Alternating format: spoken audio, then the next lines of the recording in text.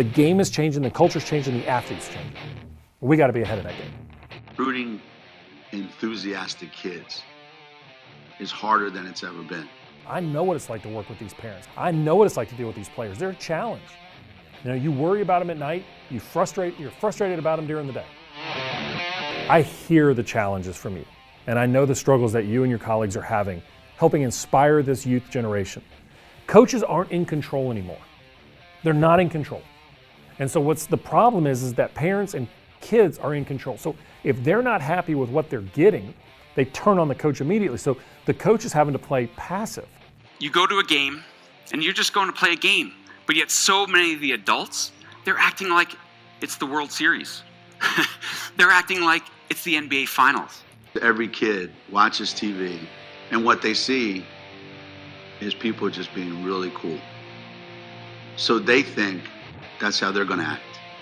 These kids are getting harder and harder and more difficult. The next generation of kid that comes in, why would they even listen to a high school coach? Well, if they can't listen to a high school coach, how are they going to listen to a boss? We got to get to the kids at freshman year, development freshman year, sophomore year, junior year, senior year, so those coaches can have a plan to develop them over the course of their time under their guidance and under their wing.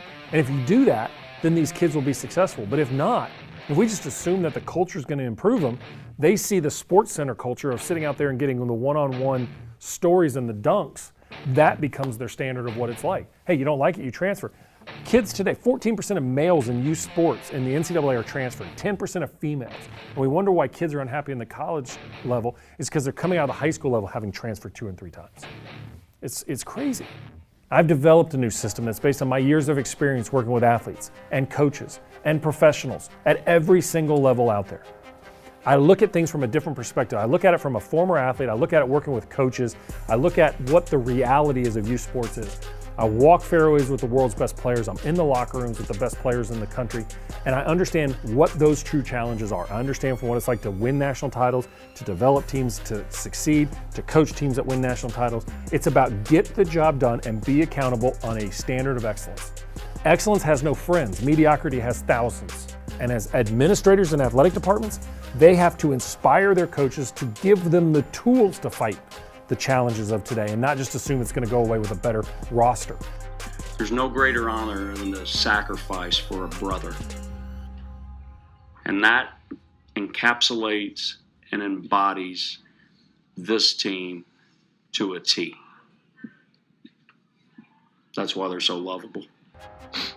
I don't know a coach that doesn't love their kids as a starter. And that's a foundational thing. But you have to have high accountability and a high process in place in order to help your kids get better. And if you don't hold them accountable and you don't maintain the standards, you're failing them. The game is changing, the culture's changing, the athlete's changing. We got to be ahead of that game. You can't wait another day. Every day that goes by that you're not training the mental side of the game and you're assuming that somebody else is training the mental side of the game, they're getting a different message than the cohesive team message that you have. In order to work together, the entire team must be on the same page and they must be hearing the same message. And the coach has to be delivering that message.